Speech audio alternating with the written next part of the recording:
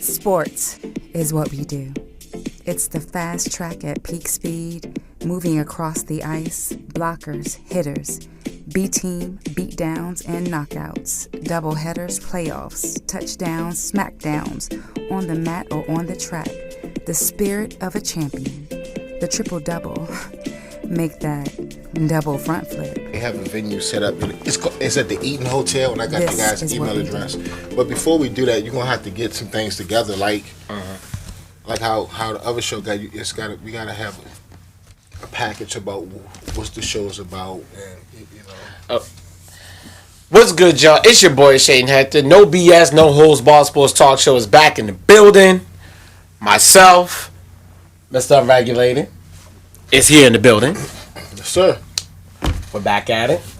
It's about to be crazy. We got a lot of stuff to talk to you guys about today. So I want you guys to go ahead and look up at the screen up here. So I want you guys to look. The number to call is going to be 301-429-9247. That's going to be the number to call. And here's the thing. We got a lot of stuff to talk about. So we're going to talk about Wild Card Weekend. Yay! Wild Card Weekend is here. My team ain't playing. I ain't got to worry about them. So they on a bye week. Yeah, well, they ain't gonna need that bye week though. Because after the bye week, we will be saying bye to them. So hey, Okay. So Wild Card Weekend, we gotta talk about LeBron James' comment. Is LeBron James the greatest of all time? Yeah, he said that. LeBron James did say that. Trouble in Pittsburgh Paradise, because there's a lot of stuff going on. NBA trade rumors, which I know you have been dying to really dive into that. And then we're gonna talk about my man John Jones. We're gonna talk about some UFC today. So let's get right into it.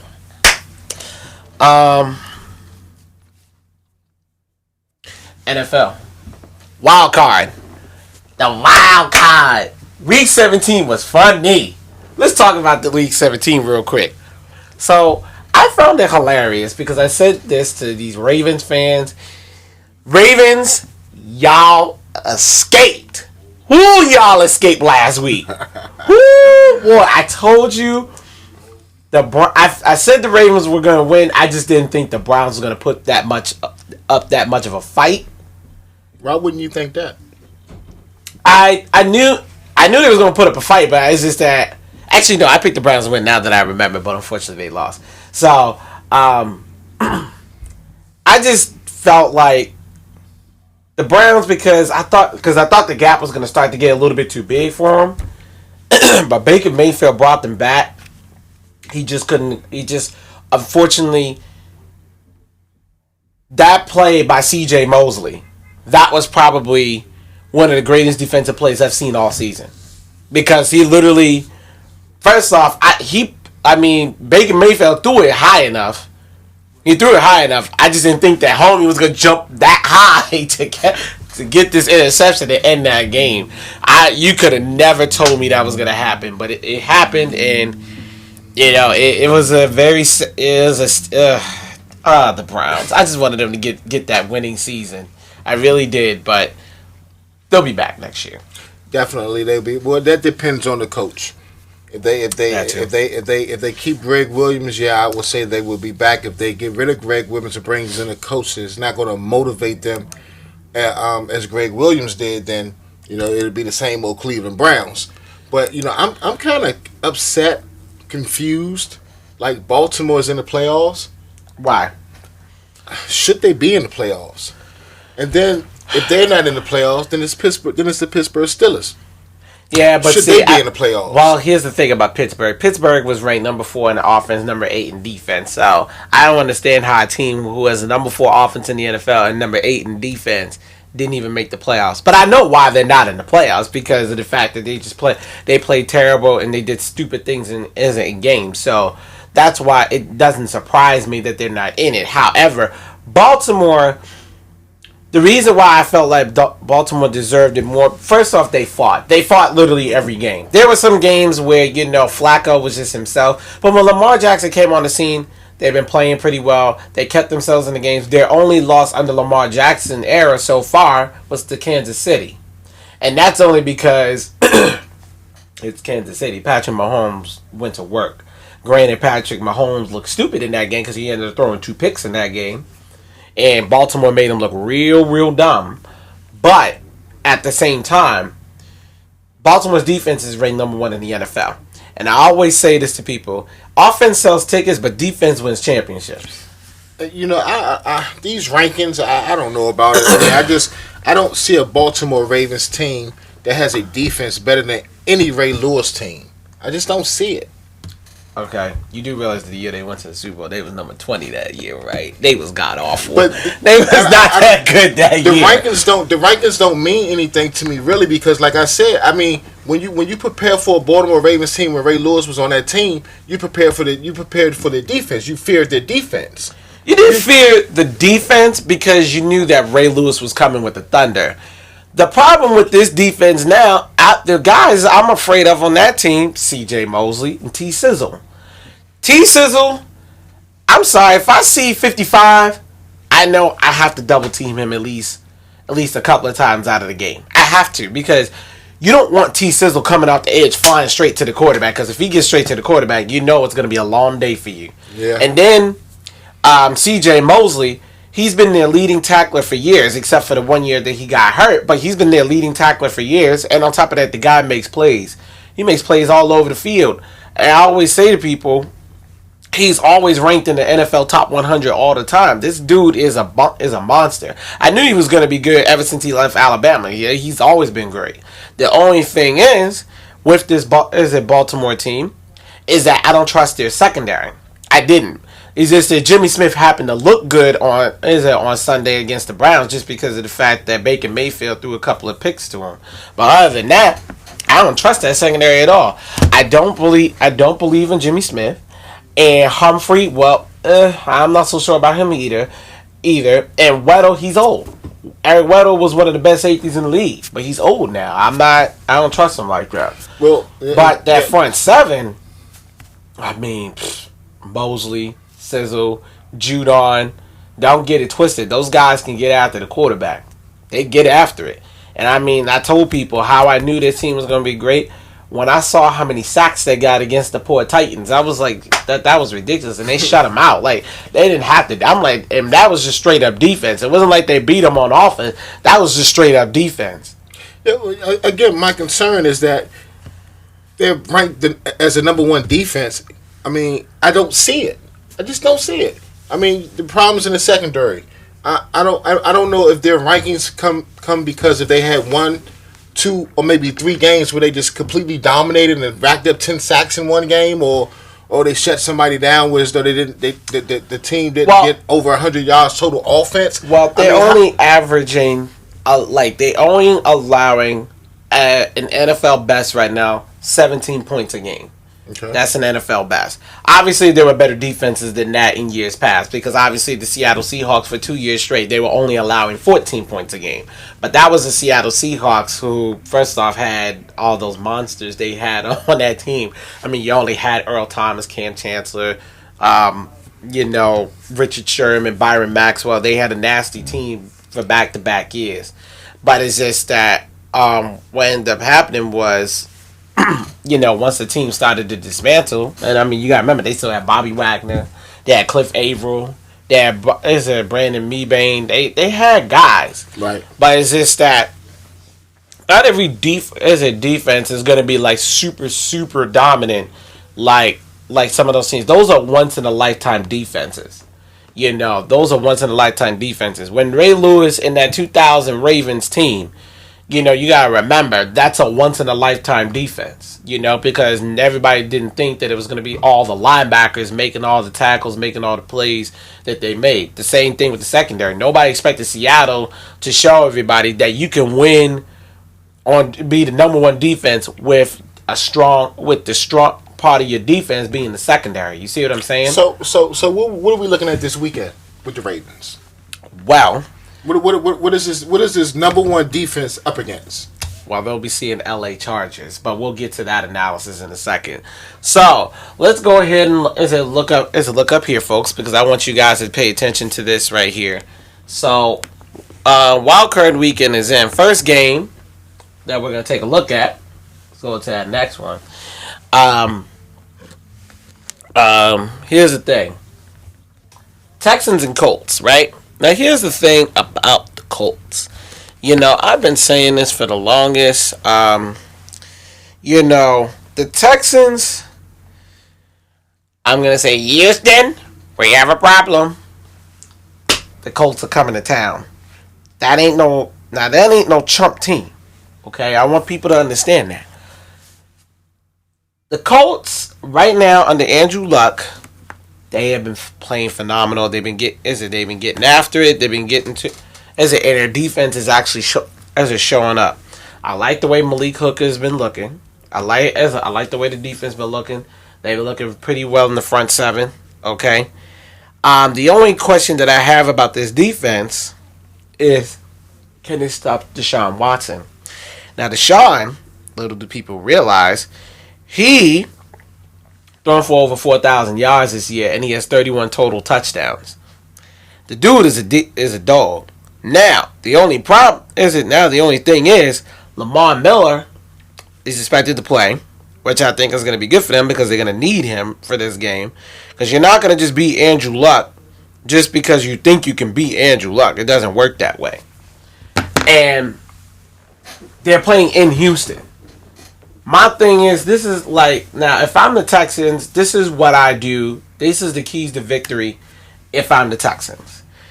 J.J. Watt, Davion Clowney combined for over 25 sacks. Mm-hmm. Just those two guys alone, okay? Because Davion Clowney got 9 sacks, and J.J. Watt has 16 and a half. He was second most in the NFL. The only player that has more sacks than him in the league is Aaron Donald, right? So, with that being said, if you're a Texans fan, I want you to understand this. Defense has to get pressure on Andrew Luck. You have to get pressure on Andrew Luck. Because if you don't get pressure on Andrew will pick you apart. It will happen, okay? That's what it comes down to.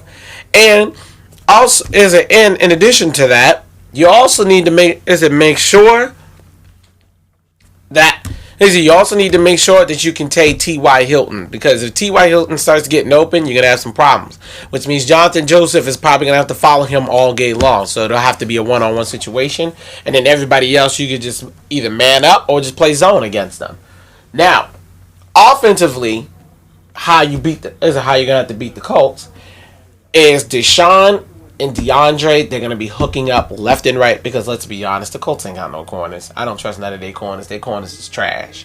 So, what? Their corners is trash. Like, yo, come on now. We all know that. I don't even know. The last good corner they had was who? Greg Toller?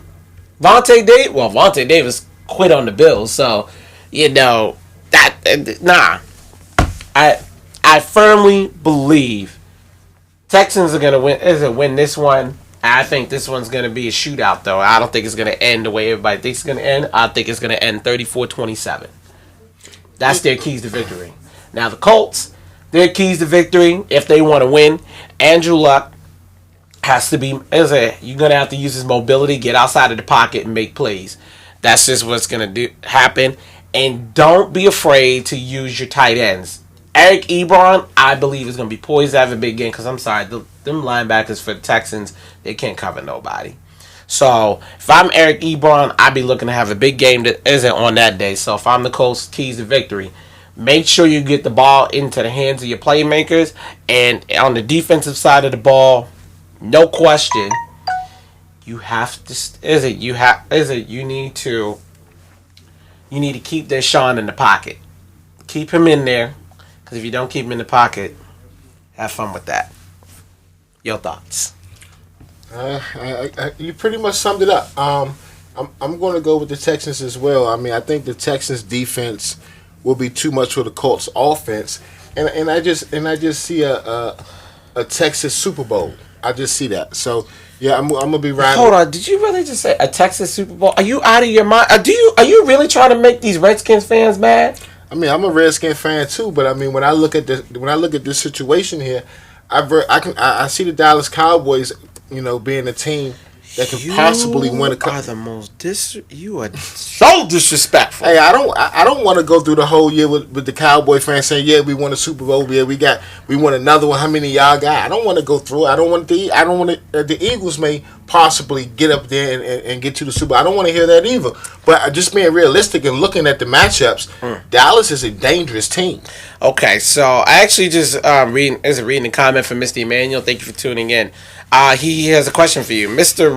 Regular, since both of our teams are sitting at home watching the playoffs, Titans and Redskins, who are you rooting for to make it to the Super Bowl? And you said a Texas Super Bowl, shaking my head, between Dallas and Houston. Why do you believe that? Well, I mean, it's wishful thinking. It's fantasy thinking.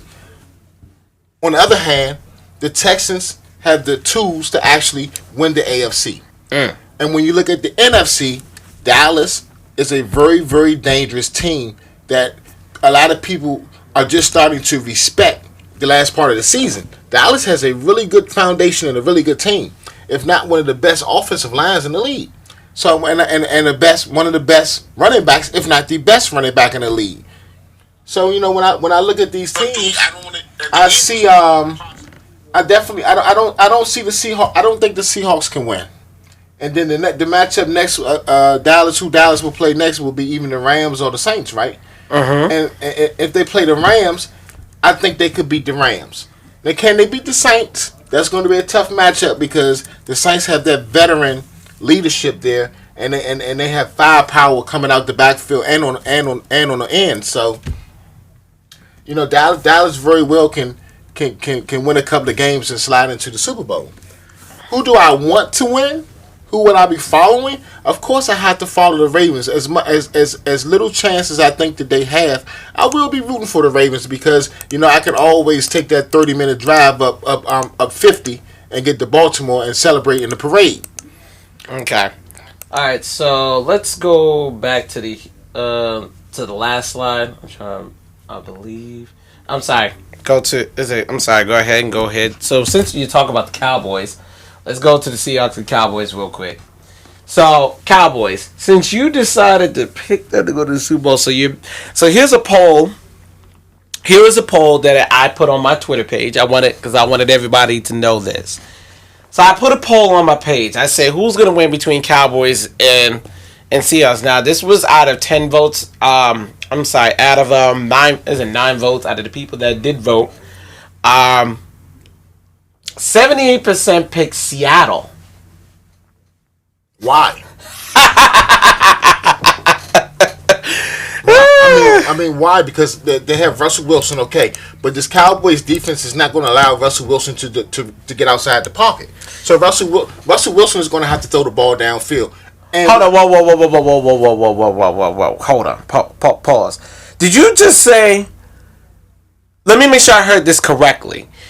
You just said they're not going to let Russell Wilson out of the pocket. That's what you just said? That's what I said. You are out of your mind. You crazy. You crazy for that one. Well, we shall see. But what I'm telling you is that what I've been seeing the past couple of weeks, the Dallas Cowboys are hot. Offensively, they control the ball. Defensively, it's how. You must forgot who Dak Prescott is, did you? I'm not worried about Dak. I'm worried about ball control and ball movement. What ball control? That Dak does not hurt you if he doesn't throw an interception. Yep, that's fine. But Zeke also fumbles. He has 6 fumbles on the season. So no, if you're really gonna tell me six fumbles on the season, how many of those fumbles were lost? How many of those were lost? Yeah, 4. Okay, so he had 4 fumbles on the season, which means if you look at any other running back or any other team, what are the average fumbles that they have? Adrian Peterson from the Redskins. I was about to say. Well, we're not gonna talk about Adrian Peterson because Adrian Peterson's not even in this conversation. Let's talk about since we want to talk about running backs. Because I was just seeing this the other day, and I actually saw this from a friend of mine on his page when we were talking about who's the better running back this season, Ezekiel Elliott or Saquon Barkley. I always said Saquon Barkley, and I'm going to tell you why. Because the Cowboys have the 9th ranked offensive line in the NFL, and yet and still he only had 1,400 yards, 6 fumbles, and he had less touchdowns than Barkley. Barkley, on the other hand, had the 27th ranked offensive line. His offensive line was god-awful, and we saw it. because clearly they can't protect Eli. And poor Barkley, he had to make wonders out of the backfield. And yet and still, not only he came close to leading the league in rushing, but he never fumbled the football all season long. Now, granted, he's a rookie. I will give him that. I will give you that before you say it. But this rookie never fumbled. He never turned over the football. He never tried to cost his team a game. But Zeke, on the other hand, has. I'm just saying. I'm just simply saying. I'm just throwing that out there. I don't know about that. I have to look that stat up. If I'm not mistaken, he fumbled against the Redskins. Barkley? Yeah. No, he didn't. But the thing about stats don't lie. I saw them numbers. Oh no, he didn't fumble. What you can do? NFL.com. Oh yeah, he did not fumble. Are they based in New York? Okay. But look, Barkley and Elliott, they're two different running backs. I mean, Barkley is like a triple threat. You can line him up in the I. You can line him up in a pro set. He can come out the backfield. I mean, you can do all kinds of things with Barkley. Elliott is more of a pounder that you can use to come out the backfield, to catch the ball. But Barkley he's 3-dimensional. I mean, they're two different running backs. This is like putting Barry Sanders next to Walter Payton. So they're two different running backs. Oh my God! You need to put some respect on Walter Payton's name. How you? Okay, you know what? What I'm saying is that if you listen to me, I'm comparing. I'm comparing what you're doing. Right. You got Barkley and you got Elliott. Two different style running backs. That's like saying Barry Sanders and Walter Payton. Two different types of running backs. They are two different types of running backs. So what I'm saying is, if I have to choose a running back that's not going to cost me a football game, I'm going to choose Barkley as of right now, because right now he's already shown me what he can do. I already know he's not going to cost me a football game, and secondly, you're about to go up against Seattle defense, who's a ball-hawking defense and is one of the top 5 teams in turnovers. I'm more concerned about what Seattle's going to do on defense versus then what the Cowboys are going to do on defense. But you're talking about stats of Seattle Seahawks playing Arizona Cardinals, playing teams out west where they dominate. We're talking about the Dallas Cowboys. We're talking about the division winner from the East. Let's just say we're not talking about a mediocre team. So then let's just say this. Let's say, God willing, they do beat Seattle, which I don't think they will. I don't think they're going to beat Seattle. But let's say they do beat Seattle and they say LA Rams, which that means they got to travel to LA. Do you got the Dallas Cowboys beating the LA Rams? I think the Dallas Cowboys can contain the LA Rams, and if the Dallas Cowboys, but you just said they're going to the Super Bowl, though. I said I hope they go. I would like to see a Texas Super Bowl. I'm not saying that they will go, but that's something that I would like to see, and that they're capable of going. But when you talk about the Rams have a high-power offense, right? They do. But this Dallas Cowboys defense, this Dallas Cowboys coaching staff, and this Dallas Cowboys franchise organization is built from the bottom up the right way. So I'm thinking, I don't care who you throw out there, they'll have a game plan for them. Golf. I mean, pressure up the middle of the golf, and it shuts the LA Rams down completely. Okay, I also got this question to ask, because this is funny, because I just saw this comment from my man Austin. He said Seahawks had number 1 rushing attack in the league as a team. Russ doesn't need to use his legs. He hasn't had 1 rushing touchdown all year, and they still win with 35 passing touchdowns. And Dallas defense let Eli Manning, which he brings up a very good point, in that very final game, you let Eli Manning drop 35.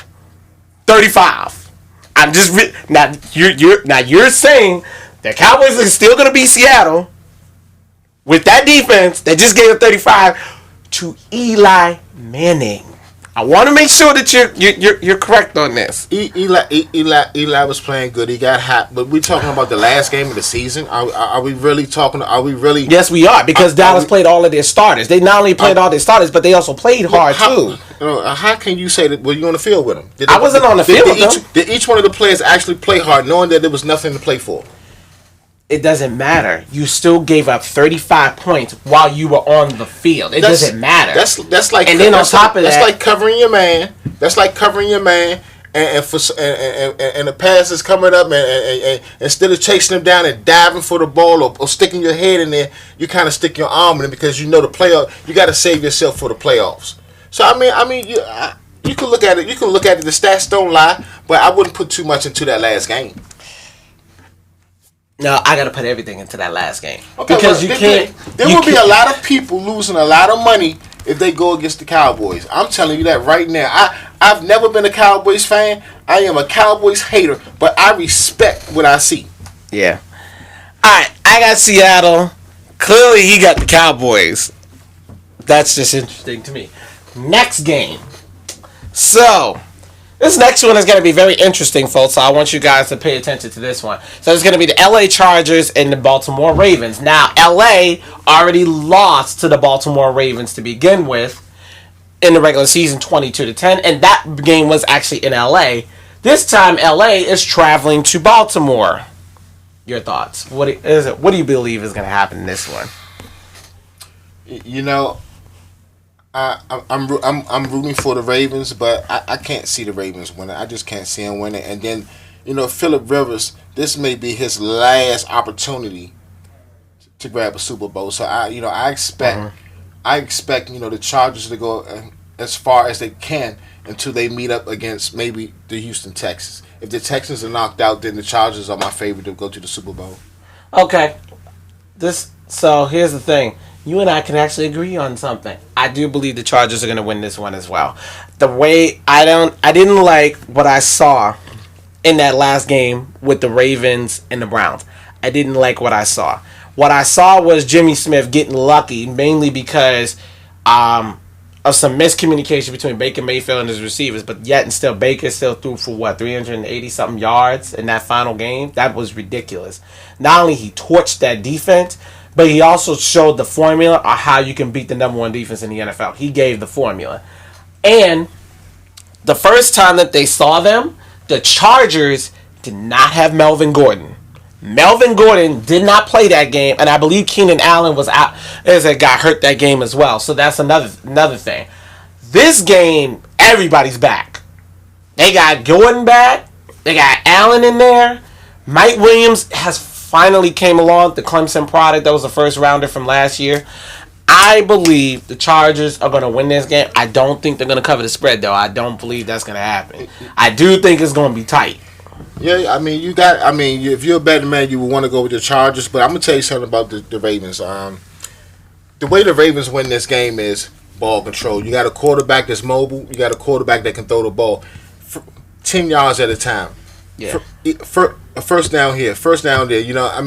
Continue to move the chains and continue to let the clock melt. Because if you get into a situation where you're doing 3 and outs, or the field position is not leaning your way, then the Chargers will probably put up 30-some points on you, and I don't think the Ravens can match that. As long as this game stays under 24 points apiece, 24-21 or 17, the 23, something like that, I think the Ravens have a chance to win. Right. But if the Chargers are allowed to score 30 points, the Ravens can't keep up with that. No. And not only that, like I said, Defensive Rookie of the Year, that's who I got, is Derwin James. I believe that kid is just phenomenal. When I seen him lurking up at the line, I'm like, this kid reminds me a lot of Ed Reed, Troy Polamalu, hybrid type safety that just makes plays. And I like the way that kid plays. I think he's going to have an awesome NFL future. And for Phillip Rivers, he's the only one out of the 2004 quarterbacks that was drafted that year that does not have a Super Bowl ring. And you know what? He's going to be the only one that doesn't put on the Hall of Fame jacket, too, if he don't get one. And then this is the year. I mean, you got to do it now. You don't think he's going to go in the Hall of Fame if he don't get a ring? No, sir. I mean, as good as he is, yeah, and as solid and steady as he has been, yeah, he should be. But I think he'll be on the ballot. But will he get in though?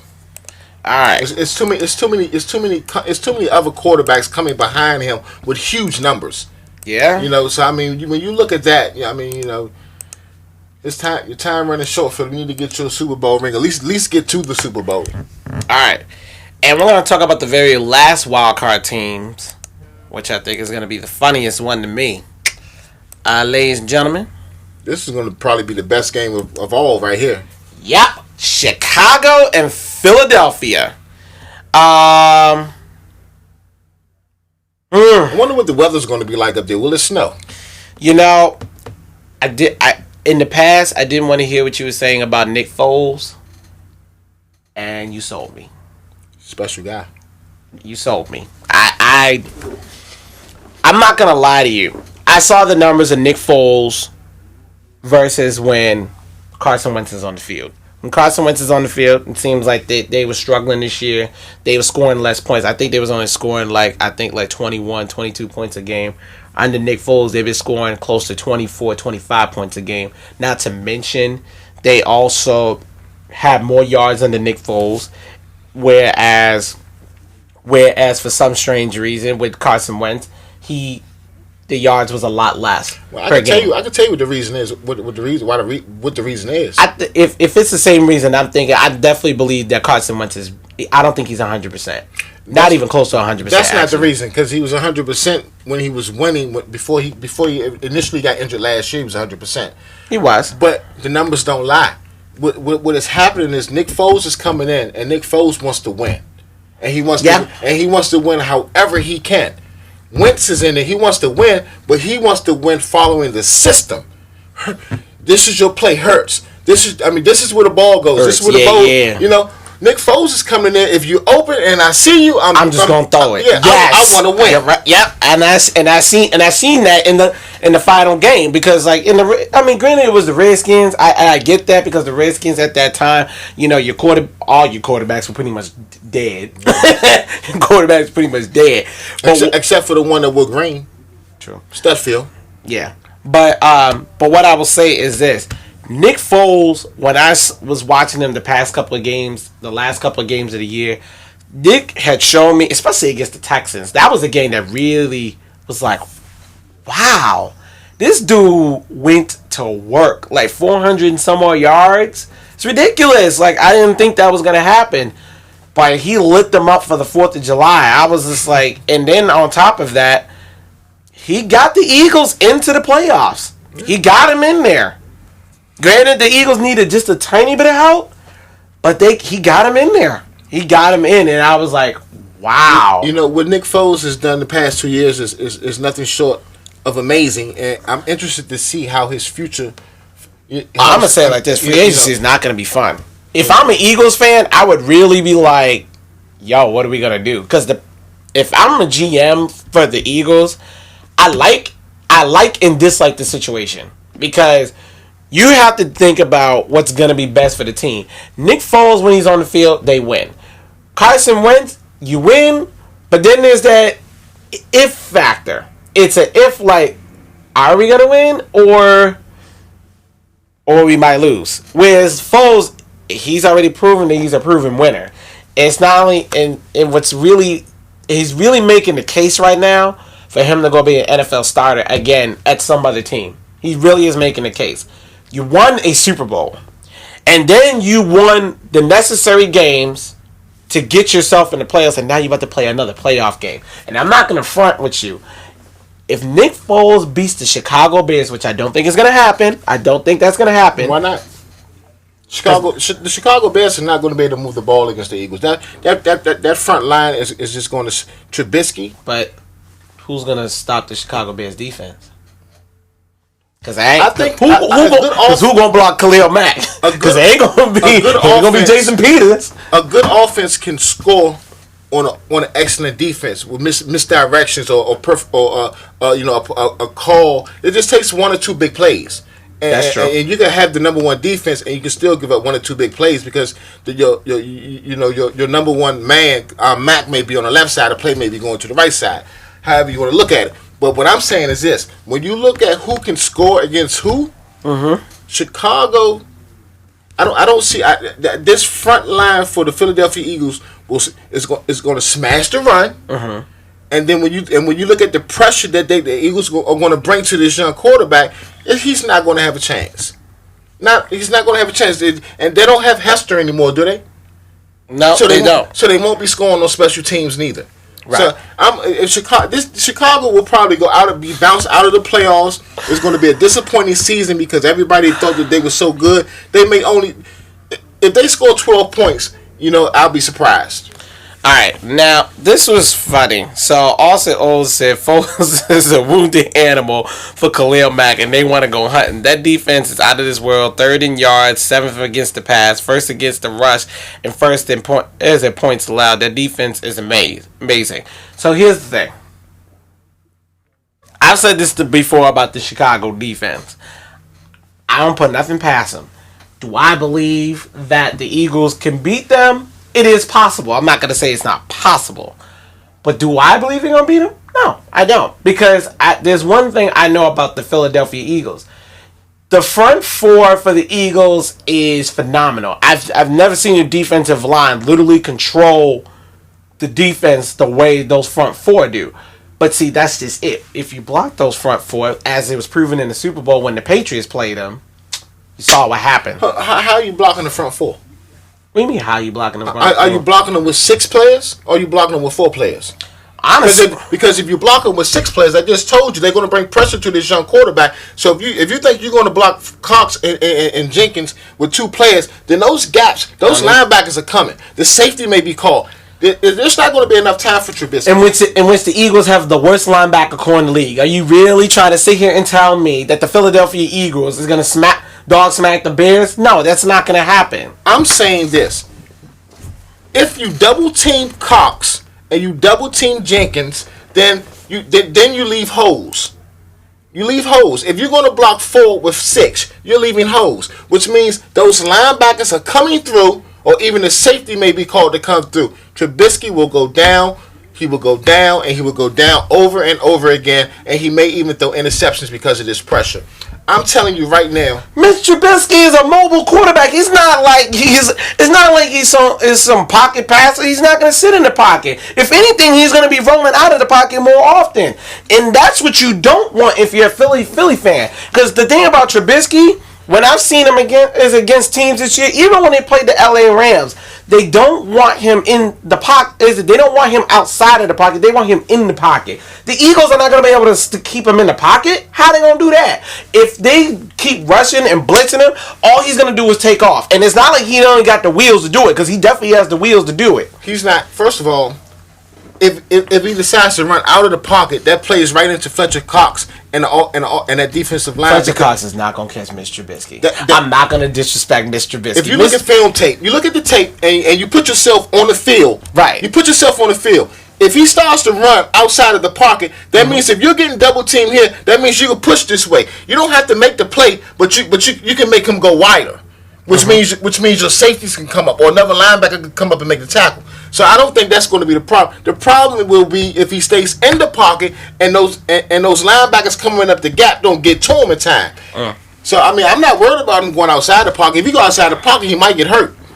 With them safeties and linebackers flying at you. Yep. Yeah. I'm sorry. You know what? I can't wait. I can't wait either. Matter of fact, because Philly right now, they 23rd in yards allowed, and Austin Olds, I love the stats that he's throwing at me. What we need to do we need to throw a watch party on a No BS page, so that we can say, I told you so. See, look at that. That's what I was talking about. Because I mean, this is going to be. I mean, we all have our opinions and we all have our different. We're coaches sitting up here, so we have our own game plan. We sure do. Just like you have yours. All right, well, my keys to victory for the Chicago Bears: block the front four of the Eagles, you will be fine. Simple as that. Because I'm sorry, that secondary for the Eagles is trash. That ain't gonna happen. It is gonna happen. And on top of that, run the football down their throat, because they can't stop the run either. So that's just what it is. And as far as offensively, if you're going to beat them offensively, you need to get Mitch Trubisky going. You need to make sure he's making his throws, but also, if you got to get him outside the pocket, make sure that he's scrambling and at least getting 10 yards a pop, because I'm sorry, once those DNs have to keep flying up like that and they keep on seeing that he's going that, they're going to have to start staying back and respecting him. Nobody's respecting him. He need 3 or 4 more years in the league and doing what you're doing there, maybe you get some respect. Right now, we're not respecting him. And the keys to Chicago winning this game is simple. Mother Nature. You need freezing temperature, rain or snow. Wow. If you don't get that, then get your fishing rods out. Well, Eagles keys to victory: Foles. Make sure he's slinging that thing up and down the field. Alshon Jeffrey can definitely get some separation against those corners. The corners are pretty good. I'm not going to act like they're not. And then, of course, I like Eddie Jackson. I think Eddie Jackson is a heck of a safety. But you're forgetting somebody on the Eagles team that they just recently picked up that's been waiting for the playoffs. Who? There's a golden child down there that's just been waiting. Who? Golden Tate? Yes. I'm not worried about it. You don't think during the regular season he said, okay, I'm getting used to I'm getting familiar with this and that. Little bumps and bruises, but it's playoff time now. This is where I want to be. This is why I'm happy to be here, and I'm going. I'm looking for Golden Tate, but he's not going to be my first option. The guy that I would be more worried about, because they know that Golden Tate was brought in there for that reason. Now, granted, he's been kind of quiet, but they know he's there. The guy who I think is going to have a big game is Nelson Agholor, because Agholor, he's going to be that X factor. If he has a great game, then that's going to open it up. Because then the problem is now you can't double Alshon Jeffrey, because if you double him, then you're going to kill. You're going to end up killing yourself, because then that means that somebody else is going to get open, because Zach Ertz is a dog.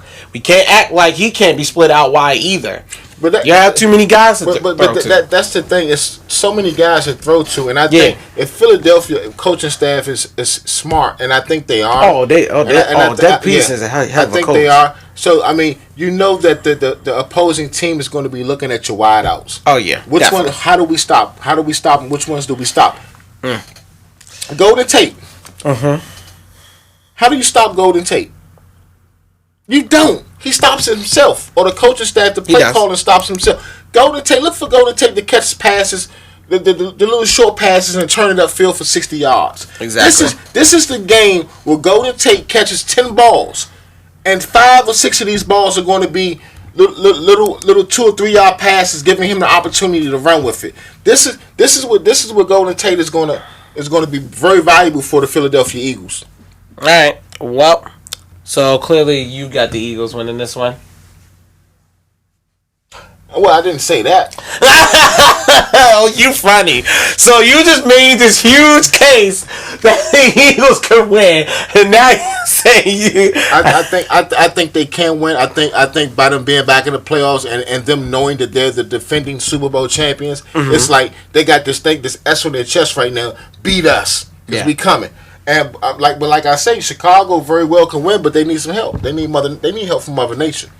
I got Chicago winning this one. I think that defense is going to be way too much for Philly to handle. And on top of that, I love the way Khalil Mack is playing. And not to mention my man Hicks on that defensive line. I mean, when I saw them shut down the LA Rams, that told me everything I need to know about this defense. The only games they lost to some pretty legit teams this year. It wasn't like they were bum teams that they lost to. So, that's just what it is. So, I got the Bears winning this one. All right, folks. In the interest of time, we're going to go ahead and move forward. We're going to talk about this next topic that I think I've been dying to kind of talk about. This guy right here, I know you guys saw it this week. LeBron James, quote, end quote, says he is the greatest of all time because he beat the 73-9 Warriors back in 2016. Is he the GOAT, Mr. Unregulated? I almost said something. But I'll leave that F word out of it. No. now, I respect LeBron. He's one of the greatest all time. Yeah. But you're not the greatest of all time, sir. I mean, you are a dominant player, but you can be stopped. I mean, you have had bad games where your team couldn't advance because you were not on. Now, when you talk about people like Michael Jordan, after that game in the Boston Garden when he hit 63, that was it. You was not stopping him. We're talking about Kobe Bryant before Kobe got old. You were not. I don't care who you put on Kobe. You fouling him, whatever. You were not stopping him, sir. Your team will be down by 1 point, and you'll come down and you'll shoot a 3-pointer and miss. You'll come down and you'll go to the basket. And a lot of times you do make it because you're strong and powerful. But there's sometimes you'll go to the basket and you won't make the shot. And you'll throw your hands up because there's no foul call. Okay. Kobe and Mike didn't do that. Kobe and Mike went to the basket. They made the basket. Kobe and Mike went to the basket. Couldn't get to the basket. They stepped back and made the shot. Okay. So I mean, and defensively, no. Kobe is the type of person that mans up. Michael is the type of person with the mentality, you're not getting past me. You don't have that on defense, sir. Okay. You play lanes. Okay. So it's funny that you bring that up because I just had this conversation the other day with a co-worker at my job, and then I was talking about this, all week long. So I'm gonna just give the case to why LeBron James is not the GOAT. Here's why. 3-time NBA champion, 3-time as an NBA Finals MVP. Okay, most valuable player, only 4 times in his career. Is a 14-time NBA All-Star, 5-time All NBA. Is a defensive first team, only 5 times. Never been Defensive Player of the Year. Never been assist leader or steals leader of the year, and has never been and only been a scoring champion 1 time in his whole career. But Michael Jordan. Let me throw these stats out for all of you LeBron fans out here because I want y'all to know this is why Michael Jordan is the GOAT and will forever be the GOAT. 6-time NBA champion, 6-time NBA Finals MVP, 5-time MVP. 5 times. Defensive Player of the Year back in 1988, which was the year I was born, by the way. Okay. This is where it gets even more interesting. 10-time NBA scoring champ. 10 times. I want you to think about that. That was between 1987 and 1998. Because it was between 87 and 93. Then it was 96 to 98. So it was only 1 year. There was only a few years where he kind of fell off. And I can tell you who wanted that. I pretty much can tell you because it was always Michael Jordan and Mitch Richmond. Thank you. 1 and 2.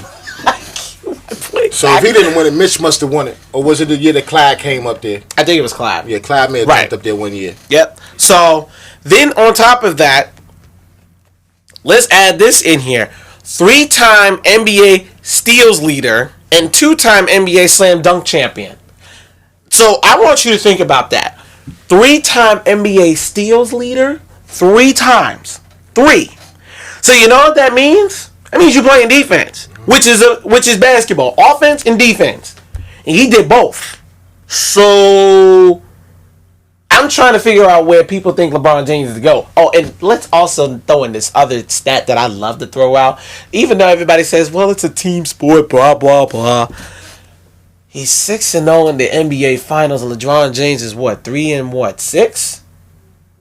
And I hate to say this.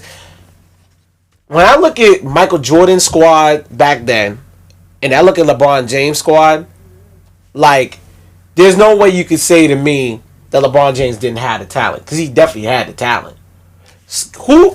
Mike back then had who? Scottie Pippen. Yeah, for the first 3 rings, he had Scottie. And I believe he had Tony Kukoc, right? That was before Steve Kerr and them came along. Then after that... I think Tony came last. No, Tony came... Right. So Tony came last. Yeah. Okay? So he didn't get those guys until the end of his career. So it was just basically him and Scottie the whole time. And they won 3 rings. BJ and Paxton and Cartwright. Exactly. He didn't really have... So he didn't really have anybody. So I wanted to make sure I throw that out there before anybody decides to come for me today. So that number to call is 301-429-9247. So anybody wants to come at me about LeBron, let's talk about the facts. Those are the facts. Michael Jordan barely had anybody on that squad. It wasn't until Robin and them came up that he got the other 3 rings. But he still had 3 rings with just 1 guy. Mm-hmm. Okay? So those are facts. LeBron didn't even get his first ring until he got with Dwayne Wade and Chris Bosh and Haslam and Chalmers. And what makes it even worse, the first time they went to the NBA Finals together, they lost to the Dallas Mavericks. The Dallas Mavericks, who only got Dirk Nowitzki, Jason Kidd, and Jason Terry. And it wasn't like it was a young Jason Kidd. This was an old Jason Kidd. You know what? I'm going to put it like this. If you want to make a case for LeBron being the GOAT, I'll give you 2 other players that people don't mention as much. But when you look at what they did, and then you say, if I had the number one pick, who would I build my franchise with? Right. And LeBron being one. The other two being Patrick Ewing, dominant. Absolutely dominant. Blocks, rebounds, scoring. Olajuwon, dominant. So do you take LeBron James over Olajuwon? I don't think so. Do you take LeBron James over Patrick Ewing? Heck no, you don't. So how can you be the GOAT when there are people that you can start your franchise up with and you'll look him over? There's absolutely no way that you can be the GOAT, sir. No. And I think LeBron needs to stop looking in the past just because you beat the 73-9 Warriors. First off, let's be honest about it. Yes, you made the block that set up that Kyrie Irving game-winning shot, but at the end of the day, who took the game-winning shot? Because the show wasn't you. The guy who took the game-winning shot was Kyrie Irving. And then let's also look at the facts right now. The fact is, Kyrie Irving, when he came to the Celtics, because everybody also wants to say, well, the Cleveland Cavaliers wasn't doing anything with Kyrie Irving, but Kyrie Irving goes to the Boston Celtics and he drops 50 games for wins by himself. We didn't have anybody. It was just Kyrie. The difference is in those. Now, I will give people this. The difference in those situations is that the coaching for the Celtics is a lot better than the coaching that was for the Cleveland Cavaliers. A lot better. I'll give people if people want to bring that argument to me. But for the most part, let's not make it seem like Kyrie Irving was a bum, because honestly, Kyrie Irving was the reason why LeBron got that ring in Cleveland. Because if he didn't hit that game-winning shot, that was it. That was game. I mean, if Kyrie's not on the team, not on the roster, not playing, you don't even get that far. No, so you don't. And then what happened the next season? The next season, you had everybody healthy, and they had no excuse. The only X factor that was different was that the Warriors had Kevin Durant. You know what? Perfect example about being the GOAT. LeBron James had Kyrie Irving, who you didn't have to make. Yeah. Michael Jordan had B.J. Armstrong. He had Paxton. I mean, if not for Mike and Scotty, if not for Mike, you would not know these guys. He made them better. Right. You know, Kobe Bryant made, Brian Shaw. I mean, they're guys that you know because they play with Kobe. Rick Fox. What's his name? Nick Van Exel. Yeah, I mean, I could throw out so many names for that Lakers team back then. A GOAT makes his teammates better, and that's how you win. LeBron, I don't know who have you made better. Yeah, I don't see where you made anybody better, or you got anybody a big paycheck. I mean, you brought J.R. Smith over there too. You got him paid, but then he forgot about the clock. He hit the juice before the game, and just wasn't thinking. Yeah, exactly. So, all right, well, there it is. All right, so we're gonna move ahead really quickly. Yeah, I mean, we've already answered that. I'm trying to see. Maybe he didn't say GOAT. I don't know. Maybe he said go at, or maybe he said oak or something. He likes oatmeal or something. I don't know. So we got trouble in Pittsburgh, man. So AB, they were saying that he requested a trade. Clearly, that didn't happen. Then the other thing is, Le'Veon Bell. There's a tremendous chance, and I'm not gonna lie, I can say this as a diehard Pats fan. If he finds his way to Indianapolis, it's gonna be a very long season for everybody in the AFC. If he goes there, there's a huge chance that he might get dealt to the Indianapolis Colts. However, the only reason why I can't see him going there is because I know Pittsburgh, because they want to hold up, because it seems like they're trying to hold on to everybody as much as they can and not let nobody go. Because look at Antonio Brown. Like, as soon as there was a rumor that he was requesting a trade, all of a sudden they wanted to kill that story really quickly. Well, the problem is you got a very disgruntled wide receiver who's not happy with his quarterback, and on top of that, your quarterback is not isn't saying anything to really help you either. And then your quarterback, he keeps going up and down, talking about he want to retire and whatnot. At this point, I feel like he's only playing just so he can say, well, I padded my stats, I got 2 rings, I'm good. That's how I'm feeling. Pittsburgh, the Pittsburgh Steelers, they have to do something, and I think what's going to happen, and I don't know how true these rumors are, so I'm just going to say what I've heard. I've heard that Pittsburgh will deal Bill, but Bryant will be in that package as well. And when I tell you the team, who will be in that package? Antonio, And the wide receiver and the running back will be shipped. And when I tell you who they're going to be shipped to, you're going to be like, how and why? How? How? Who would they go to? The how is this? Draft picks. Okay. And probably a player or two thrown in. The Oakland Raiders will have themselves a running back and a wide receiver next season. And I think it's going to come via Pittsburgh. The Steelers. That actually wouldn't be a bad look. I mean a lot. Can they accommodate Pittsburgh for this though? That's the whole thing. Knowing the Raiders in their situation right now, first off, they actually have a couple of draft picks this season. They have a couple of draft picks. I know they got I know they got 2 second rounders. I know they only have 1 first round, at least that I know of. But I know they have some second rounders. And then I know they got the pick from Khalil Mack because they got the pick from that. I think that might have been a first rounder as well. I think those are second rounders. No, those were second rounders, right? So I know they have a couple of second rounders. So honestly, the Raiders can kind of play. The Raiders can play. They can kind of play with that, and you can take those picks. They're like, hey Pittsburgh, look. You want some picks? We'll take those 2 guys off your hands.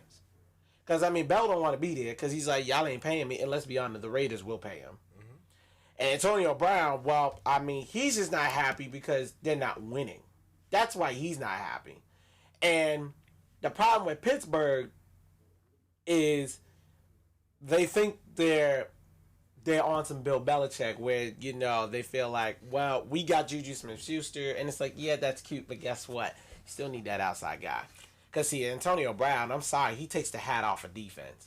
Yeah. He does. And on top of that, he was your leading receiver in touchdowns this year.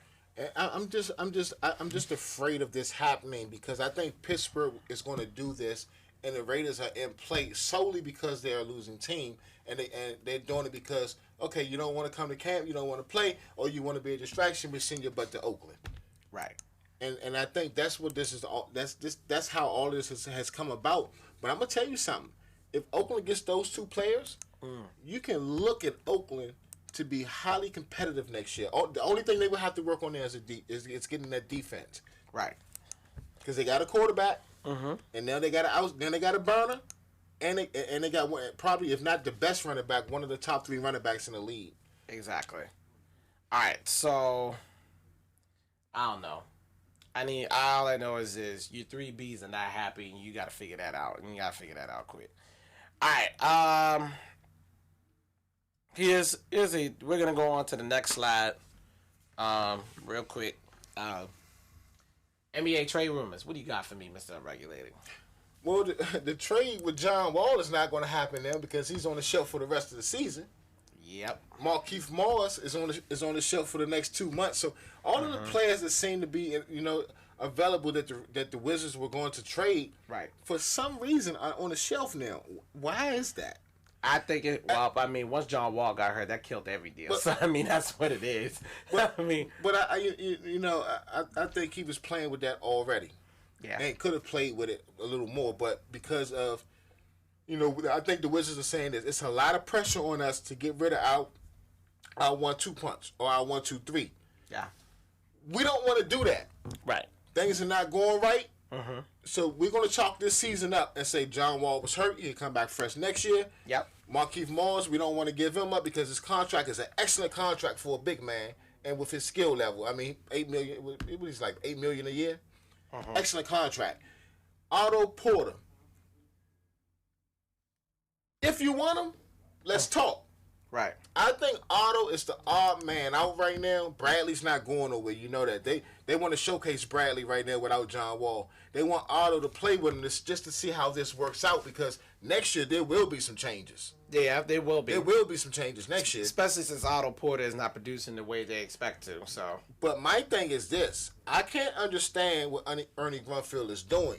If you're hurting at the point guard position, yes, you need a backup two guard. Yep. You know, your forward position, you have so many injuries. You're using your power forwards and small forwards and so on. Right. You have a G League team that has a guy that's probably leading the whole G League in scoring. This guy, McCray, 27 points a game, 6 rebounds, and maybe 6 assists. Yep.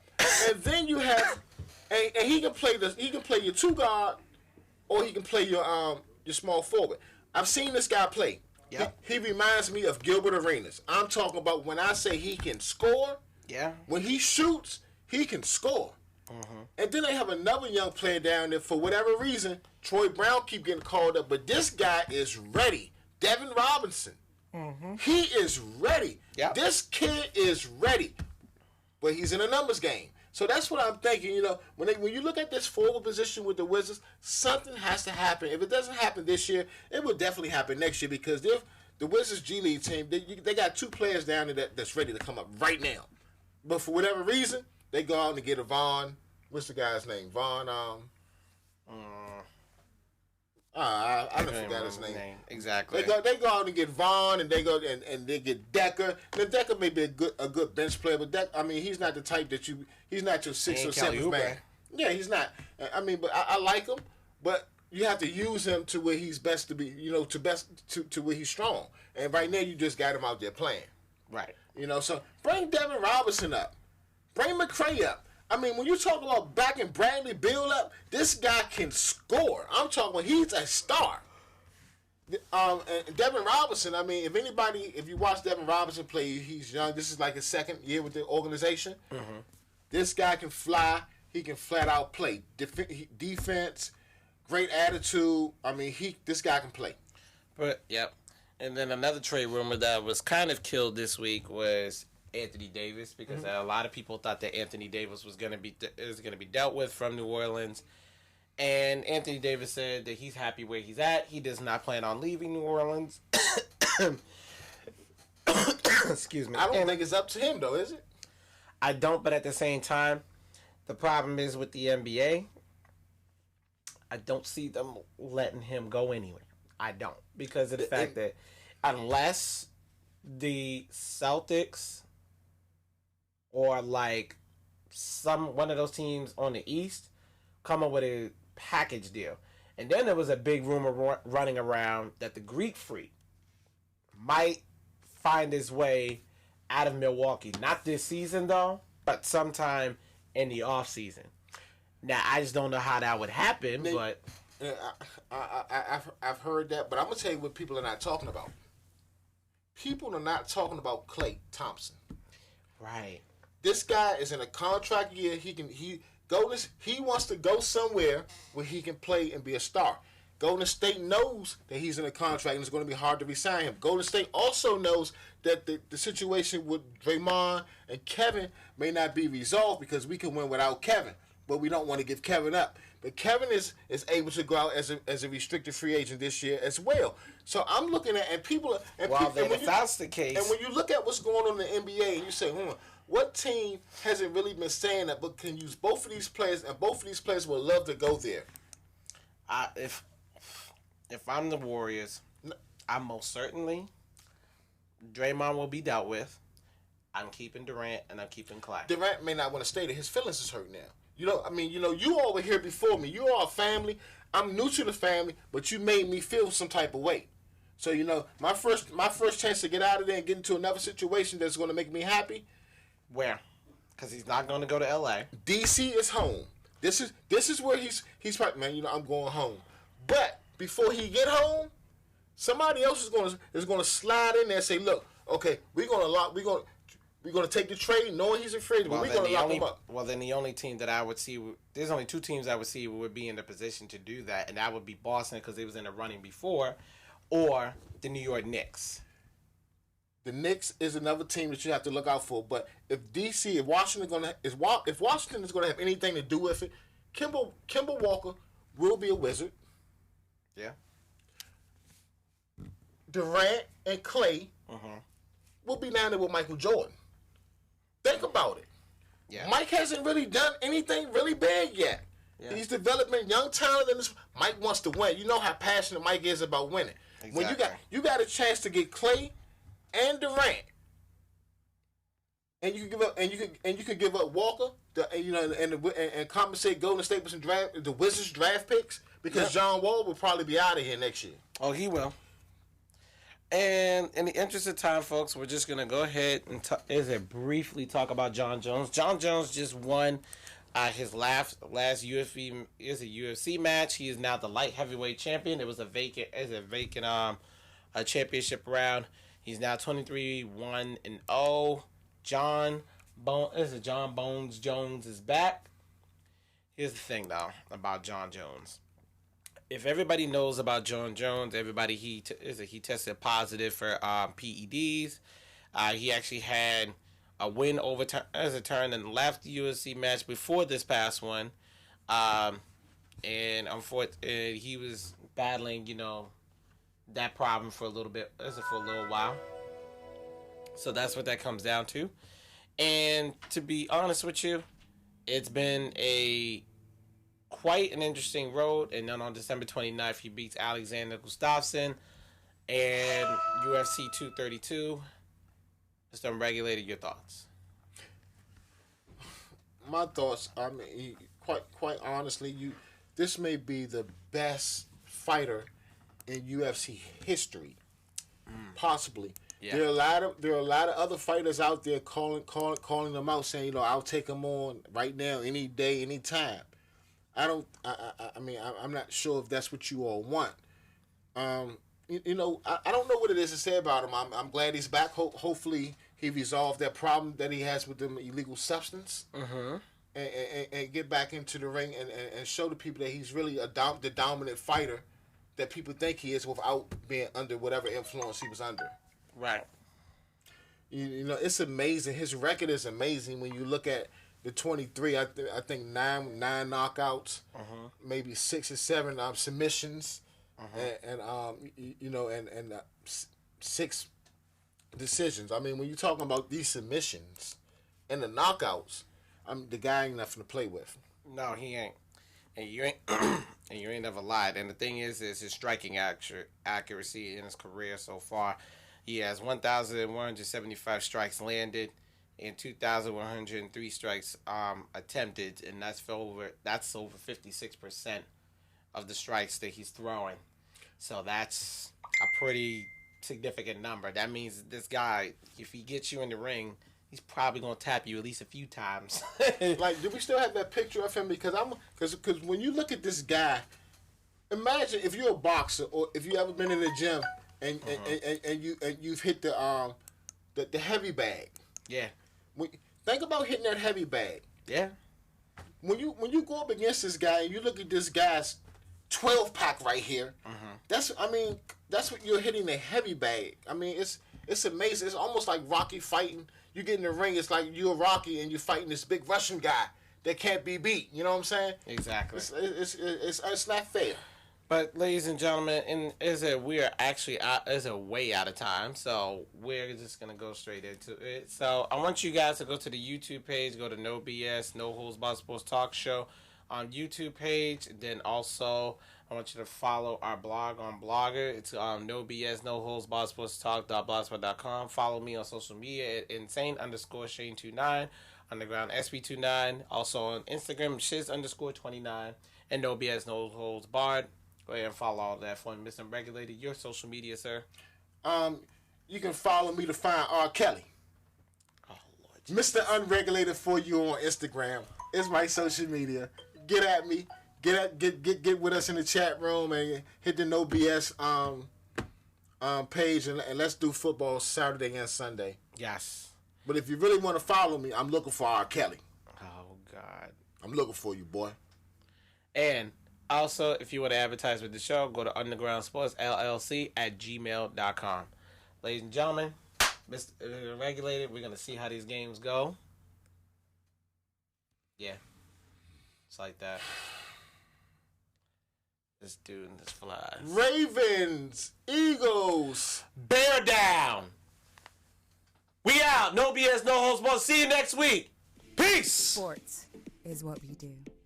It's the fast track at peak speed, moving across the ice, blockers, hitters, B-team, beatdowns, and knockouts, doubleheaders, playoffs, touchdowns, smackdowns, on the mat or on the track. The spirit of a champion. The triple-double. Make that double